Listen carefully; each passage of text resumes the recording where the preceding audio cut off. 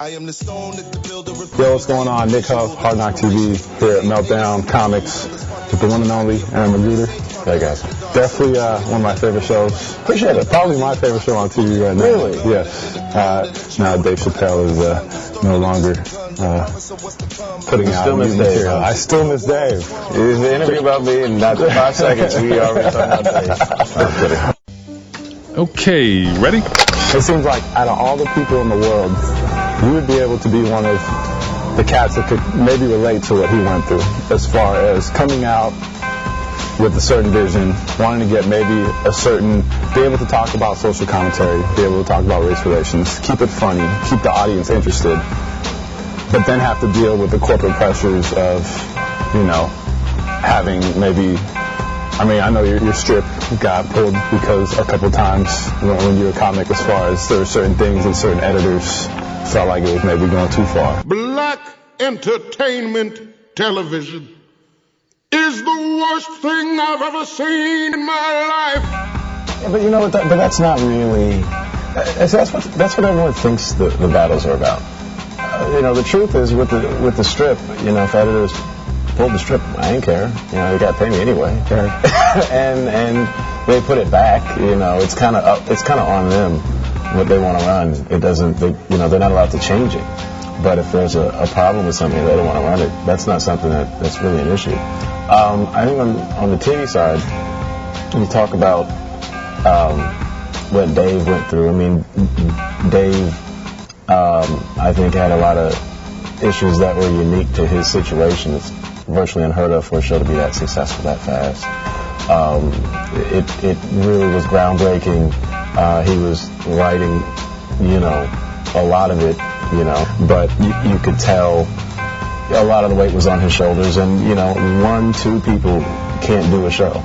Let's go back to the creation of the Boondocks. Mm-hmm. How did that manifest?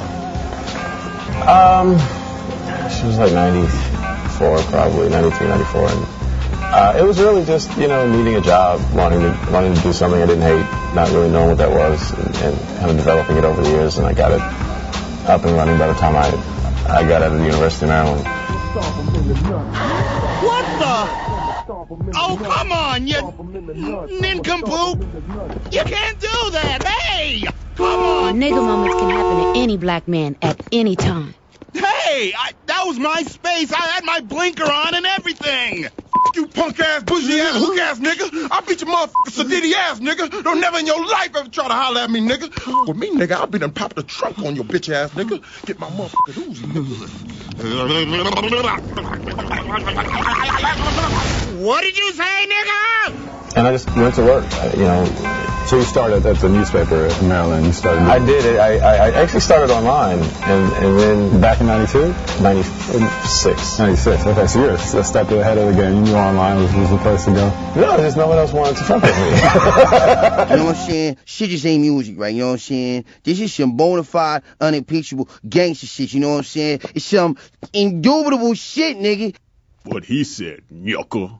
We talked about Dave Chappelle earlier. I think Dave Chappelle really had its pulse on hip-hop, and I think Boondocks was kind of done that as far as making, you know, commentary of what's going on and really talking about the culture. How do you see the state of hip-hop? Oh, no.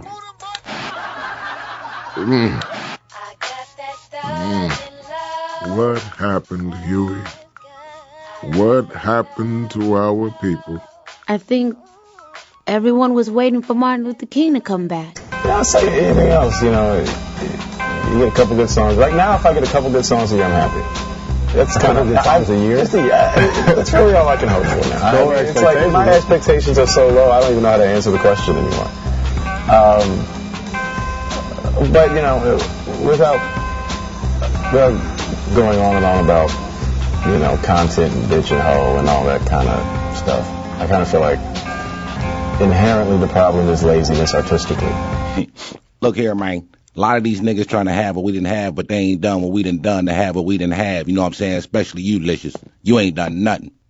And if you don't have, if you get rid of laziness in terms of the craft itself, you usually don't have any of these problems. You know, because that means if everyone's saying bitch and hoe one year, well, then no one will say it next year because that was last year and nobody wants to do what the next man's doing. Right. But it doesn't really work that way, and that's really the problem. You know, the music, it hasn't grown and diversified and evolved as much as it should have in the last 15, 16 years. And that is the problem, you know, to me. Not what specific lyrics are offensive or, I mean, we can talk about messages and all that kind of thing, and that's fine, and I think it's a worthwhile discussion. But for me, I just can't stand when people can't rhyme and they can't produce, and the shit just sounds bad. It just sounds bad. Right. You know, I don't know. Hey everyone, this is McGruder, the creator of the Boondocks, and you're watching Hard Knock TV. Goodbye.